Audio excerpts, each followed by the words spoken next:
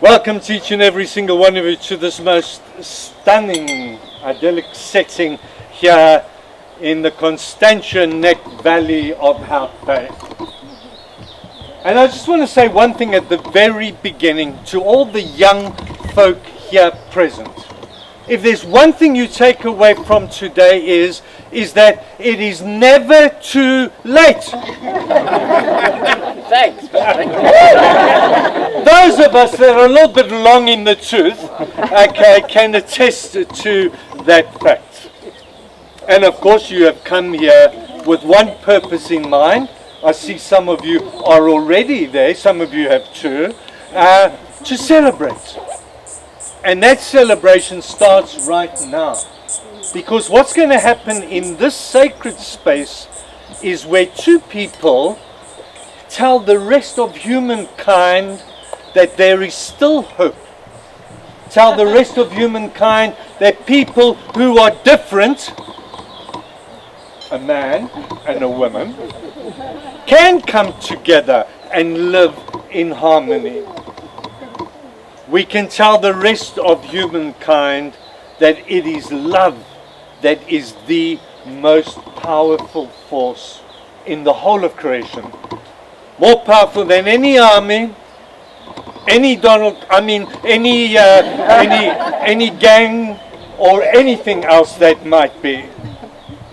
Love in its quiet, gentle, but strong way draws two people together in a way that allows them to let go of who they thought they were, in a sense of drawing together so that individual person can be transformed, transmuted, and their relationship, their love, their marriage can just grow stronger and be enriched, so that all they need do for the rest of their days is to gaze lovingly and longingly into one another's eyes. Yes, let's hear that. Well, with that, I would like to go to North America, part of an Apache wedding blessing. And it goes like this. For you, Jenine, and you, John, may the sun bring you new energy by day. May the moon softly restore you by night. May the rain wash away your worries and the breeze blow new strength up your new strength into your being. And all the days of your lives, may you walk gently through the world and know its beauty.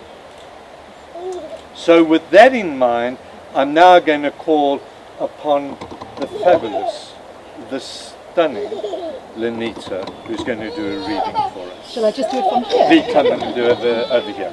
From, I'm sure a lot of you have read the book Captain Corelli's Mandolin, or seen the movie Penelope Cruz and Nicolas Cage, and was set in the Second World War, where the Italians were sent by the Germans to invade some Greek islands.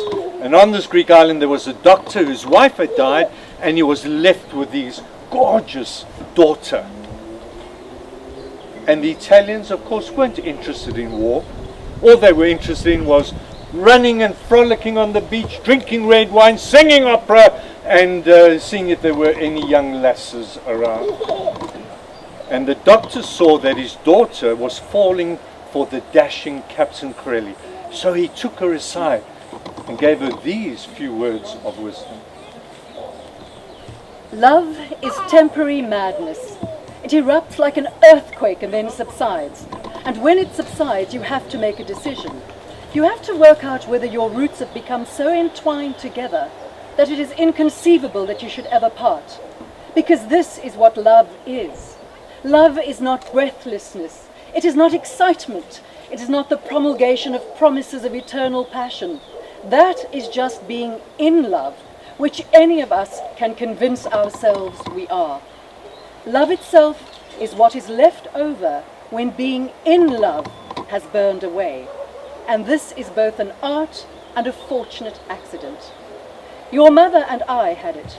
We had roots that grew towards each other underground, and when all the pretty blossoms had fallen from our branches, we found that we were one tree and not two. Thank you, Lydia. Give her a...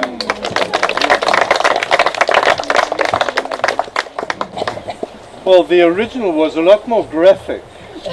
Someone edited that along the line over there. And the distinction that the doctor was making is that so often when people first spy one another, particularly when you are young, there is this instant attraction. Fellas nudge their mates and say, "There, look at that one over there."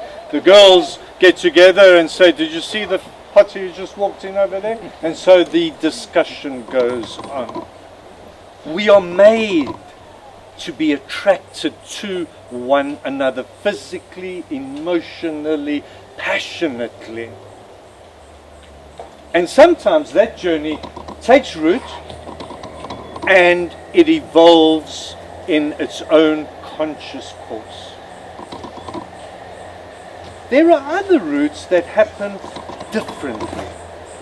In a way, like you will see, wine is put away in a barrel and kept down below in the cellars at a certain constant cool temperature, so that over a period of time all the complexities of that wine can emerge. It's almost like a tree, as we all know. A seedling grows into something magnificent as we see towering around us. And that happens unconsciously. Now, these two didn't just pop onto this world and suddenly they are here. We are real. They lived a life. And in their youth, they had spied one another. They had tipped their cap for one another in a way that almost said, "Till later." And in the meantime, they lived life and they lived it well. They have loved. They have had children.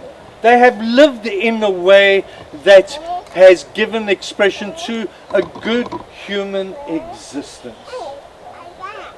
And here, over time, once again, in this conscious space, there was always a knowing at the core of their being that when they came together once again, that they knew that now, in this moment, this is the right space for us. We've all heard of people saying, "Well, I really smarked that or smarked that woman, but the time just wasn't right and the space wasn't right." For the two of you, everybody who has come here today are testimony to the fact that they believe that you have found just that. Of course, he originally from Scotland, came out to South Africa, stole this African beauty over here, went back again to the UK, here and there they were. And when they got back together again, they thought that they were going to retire to an island that had good malt whiskey. But the captain of the ship got it all wrong and they landed up in the Mediterranean on the island of Malta. Shame, and there they went. And for the two of you, the space that you have found now says that you like yourself. You like who you are. You're comfortable in your own skin.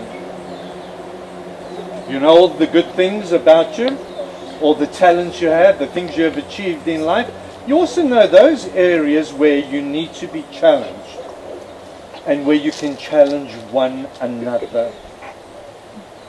But there's a gentleness there. There's a respectfulness there. There's an openness there to one another that isn't filled with fear or the kind of fear that says, well, are you really here for me, or is this going to work? It's the kind of space that says we are free from all that kind of fear, and we comfortably stretch our hand out to one another and say, my darling, walk this life's journey with me. And everybody here today is wishing just that for you. And boy, this huli tonight is going to give a fabulous expression to that wish. Well, there you are, folks. They asked me to do an hour-and-a-half sermon. It worked well. You paid attention, and it has been done. We come now to the more formal side of things, and so therefore I ask you, John Linton Patterson, in accepting Janine Elizabeth Egan, that's the last I'm going to say that list, as your beloved, will you continue to care for her, to nurture her, and to love her, will you? Always. And Janine, in accepting John as your beloved, will you continue to care for him, to love him, and to nurture him, will you? And you both promise to continue to take the necessary steps in your personal lives so that your relationship may, at least most of the time, be a harmonious one? I want to now ask your families and friends a question. You, the family and friends of these two, give them your love and support this day, do you? Yes. There we go. Wonderful. Folks, we do not realize in South Africa and all the former British colonies that when a couple get married, they actually get married twice. There are two marriages that take place. In Europe, the two are done quite separately. Really, they've got nothing to do with each other. There's the 32nd legal, the civil marriage, which is just that. When I marry people legally, I marry them as a marriage officer legally. But nobody can marry two people morally, spiritually. No priest, rabbi, imam, guru, dude can marry two people here. That has everything to do with their love for one another, their deep connection with each other, and their lives unfolding together with their family and friends. Only the couple can do that for one another. So therefore, in our presence now, just pass me that mic in the bird bar, thank you. In our presence and in this sacred space, I now ask you to turn and face one another.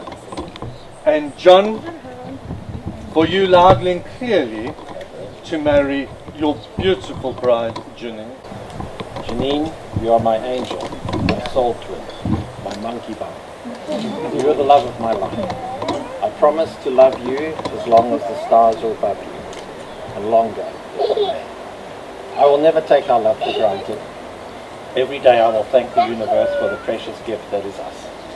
I will dream with you, celebrate with you, and walk beside you through whatever our lives may be. You're my life, you're my life, today and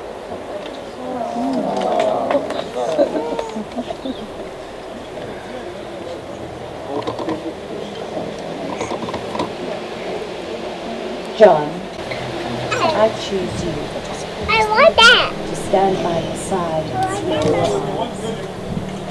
Today, surrounded by people who love us, I choose you to be joy to your heart and nurture your soul. I promise to dance with you in the kitchen and make you laugh when I sing. Today, I choose you, John. I promise to respect you and cherish you as an individual, a partner, and an equal, to know that we do not compete, but complement each other. You are my rainbow, my panda bun, and my soul twin. I promise to love you and walk beside you through all the days and nights of our lives. May we have lived.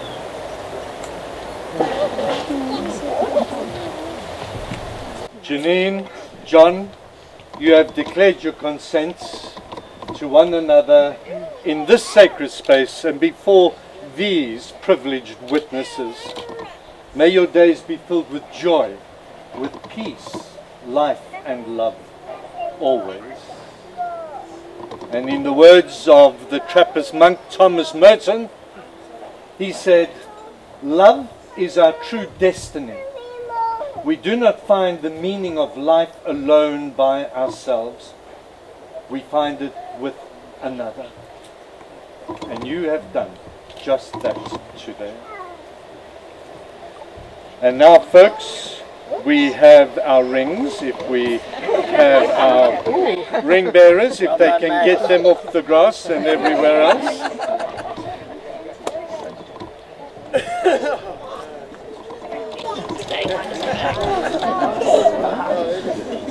Thank you, Mila. Thank you, Max.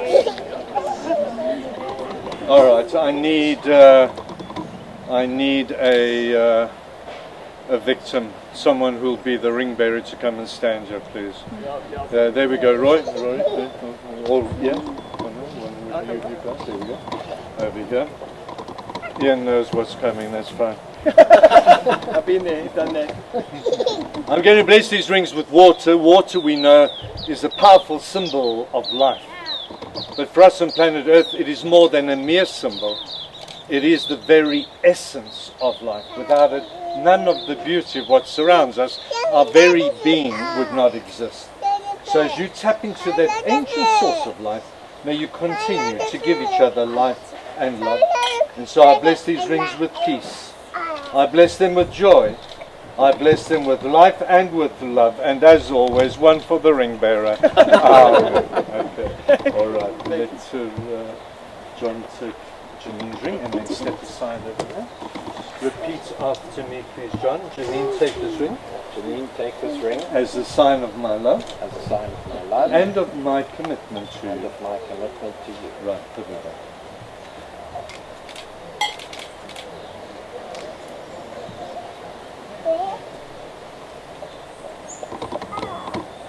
So John's looking around. John, take this ring John, take this ring as a sign of my love as a sign of my love and of my commitment to you. and of my commitment to you. Right, put it back. And now, folks, we cannot restrain them any longer. Let's allow them to give each other the first kiss of their married lives.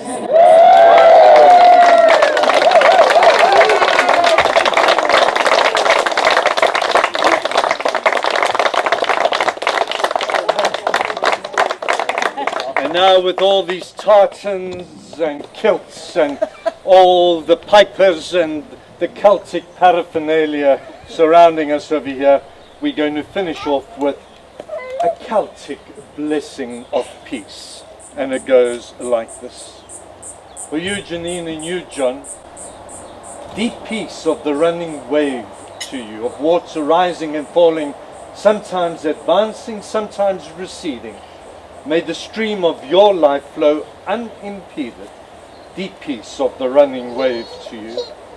Deep peace of the flowing air to you, which fans your face on a sultry day. The air which you breathe deeply, rhythmically, which imparts to you energy, consciousness, life.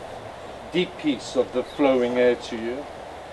Deep peace of the quiet earth to you, who, herself unmoving, harbors the movements and facilitates the life of the 10,000 creatures while resting contented, stable and tranquil. Deep peace of the quiet earth to you. Deep peace of the shining stars to you, which stay visible till darkness falls, and then discloses their pure and shining presence, beaming down in compassion on our turning world. Deep peace of the shining stars to you.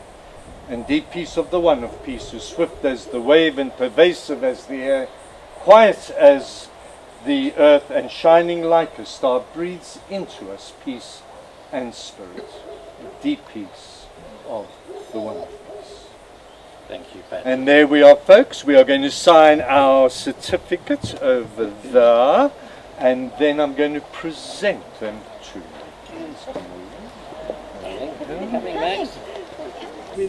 My great joy and honor to present to you Jenine and John, who have truly married one another in our presence this day.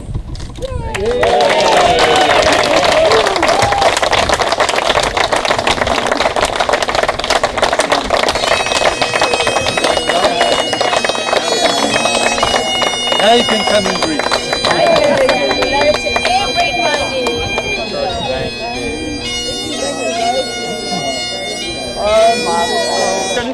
This is a very important part of the proceedings today, and I would like to just explain a little bit about, firstly, John and Jenine. I'm very honored to be here and to do this for you, and somewhat surprised.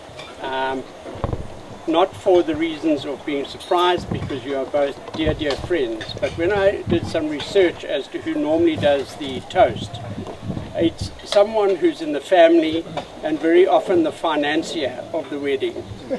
Surprise, but you didn't tell me that part. So I think as the first real big disappointment, John, I didn't bring my credit card, I didn't bring my checkbook. Oh, no. But the rest of you have a wonderful, wonderful wedding. It's been an absolute pleasure. So thank you for that. And then the other alternative is someone who is seen to be mature or parental. I'm not sure why I got chosen for that, but parental certainly. I've had to be like a wise old father to this young couple in St. Helena. Some of you would know, and there are others from St. Helena here, it's a very small, very parochial, back in the dark days, island where there is little or no commercial fun or activities to be held or had. So you make your fun. And our fun, Megan and myself and many of the others from St. Helena here, was John and Jenine. That can also be taken in many ways. But it was obviously all absolutely frivolous and, dare I say, quite quaint, in that we used to go to their house mostly on a Wednesday night and play things like charades, 30 seconds, which John is very good at. Jenine, I'm afraid to say, is absolutely hopeless. But we had a lot of fun, and John and I started playing a game of 101 darts in about July, and about September we still hadn't opened. So clearly we weren't very good at that, and John, you remember the dartboard eventually fell off the wall. That's right, yeah. One of those paper jobs that you buy in the kitchen. Made in China. Yeah.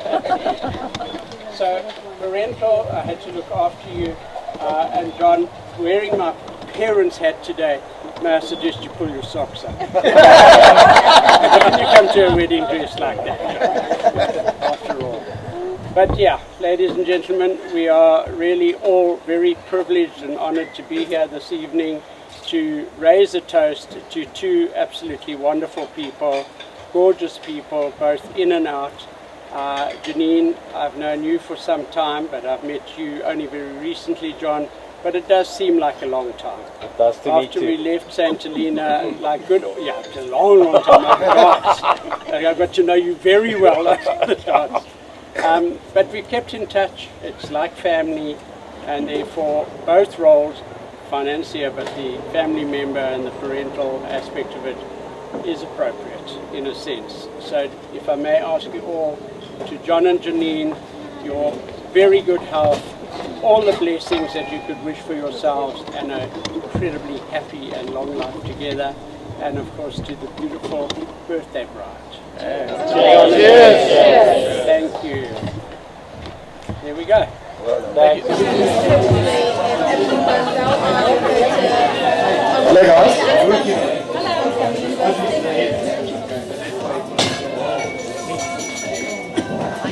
Fornication. Fornication is this. All of you beautiful ladies look so amazing tonight. I just want to raise my glass and say cheers. But tonight, the princess is at the back. And I want to say cheers to you, Jenine. You look amazing. Okay, so basically I met Janine. I was doing the numbers earlier, which is quite surprising to myself because I kind of grew up with Janine, if you know the saying. I don't know how to say it better than that, but I had the privilege of meeting her and her amazing family and just enjoying a tremendous amount of adventures. Is there any chance we can put the music? Oh, sorry. Don't you want me, baby? Yeah, so probably nearly 20 years ago now that we crossed paths, and I met the special soul at the back there, and we've been through some tremendous journeys together that to me have been an absolutely soulful pleasure. Just the amount of time, and I mean, we really have spent a lot of time together, and just the depth of conversation and the understanding and the loving and the unjudgmental advice she will always give you is just incredible, and that I thank you for, and thank you for being a part of our little ecosystem of love, which I think, and welcome John to that as well. Thank you for that. Now, basically, my deal is just to tell everyone what's going on. Kelly's about to deliver the speech, but what's going to happen is these tables will all fold up after dinner, and this will become the dance floor. And then John and Janine will then open up the dance floor with their funky moves. In that kilt, I'm expecting some stuff, yeah, like Saturday Night Fever, you know what I mean? I'm watching you. And no tripod stuff, eh? Just keep it tidy.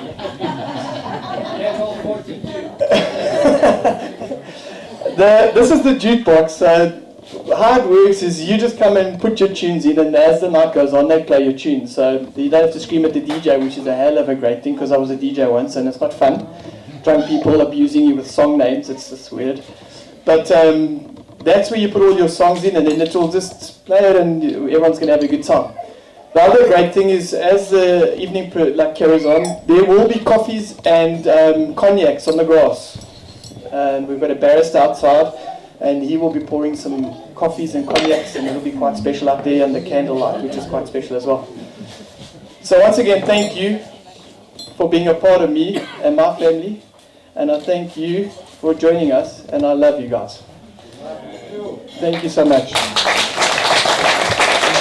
And I have to call my other daughter, I suppose, in a weird way, but my other daughter to come and say a few words.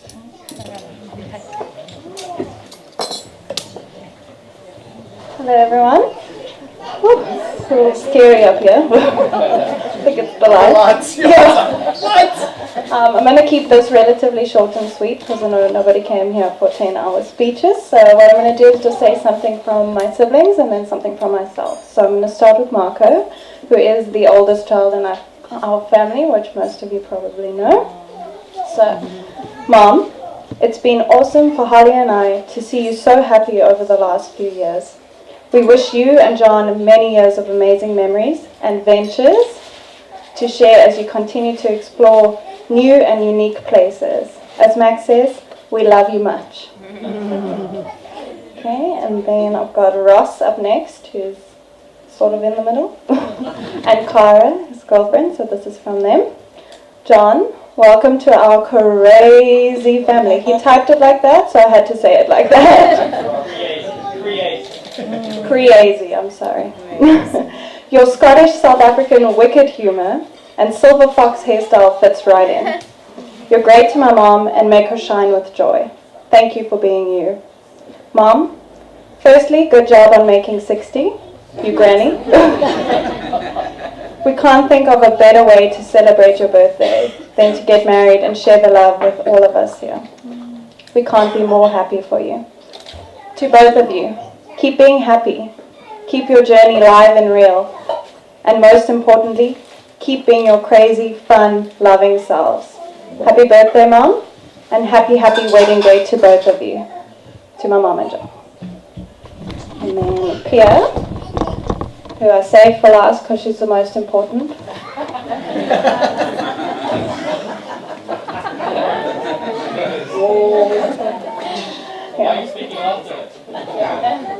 Well, I'm the one up here. You want to come up here? I think you can speak last. Mom, happy 60th birthday, 40th birthday. At least you will never forget your wedding anniversary.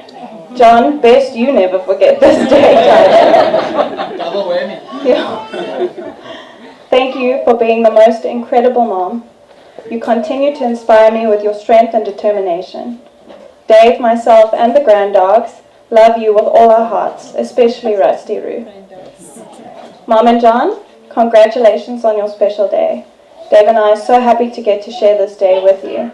May this next chapter in both your lives be filled with love, laughter, and pure happiness. From P and Dave. And then my own one. Sorry, I'm doing this with my phone. 2018. Oh, I've got to find it. Sorry. Just talk, girl, just talk. Okay. No. Okay. So, I am so honored to be standing here celebrating such a tremendous love with all of you. And my goodness, it is a tremendous love. I've never seen two people more enthusiastic about expressing their love for each other in the world than you. Look around at all the beautiful company you keep. These are your closest friends and family who have all traveled miles to be here and celebrate this with you. I personally have never been more inspired by two people's love. The first time I met John, I dropped my mom off at the waterfront for a lunch with him, and this warm, smiling presence scooped me up into his arms and gave me the fattest kiss on my lips, which at the time caught me a little off guard. I was not expecting it. But over the years, I've seen my mom grow into the most confident, compassionate, determined, love-filled woman. I know that there is no one better for her than you, John, this affectionate man that smothered me on that first meeting. John, you are one lucky man. Not only has my mom all these wonderful qualities and more, but she also happens to be the hottest granny in the world. And she has found herself a kind, considerate, mildly flamboyant, kilt-wearing grandpa to complete her fairy tale.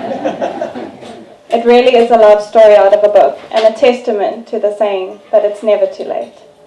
I've seen you both live more in the last few years than I've ever seen you live. Oof, I always get stuck on this part, I'm sorry. I've seen you live more in these last few years than I've seen you live almost ever, and it is such a blessing that I've been able to be a part of this journey with you. John, you make my mom undeniably happy. If there's one thing I can say every single person has said to me, is how happy is your mother?